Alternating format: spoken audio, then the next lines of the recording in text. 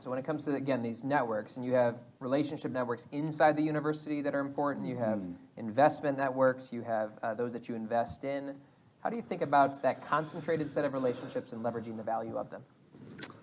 I mean, I guess the first thing I'd say, you should lead, and maybe this is all walks of life, but we try and lead those relationships. First off, we're trying to provide value, right? And you never really know how good a relationship is until you really need a favor or need something.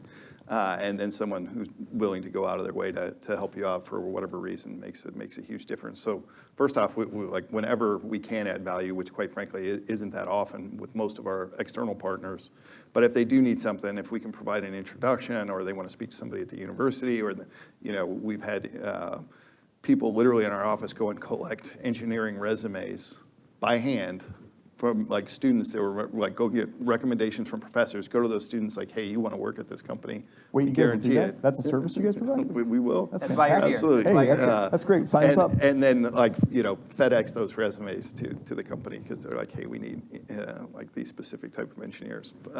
So one, we can't always add value, but whenever we can, we try and do that. And then two, we're, I would say, fairly aggressive about, developing those relationships before we invest.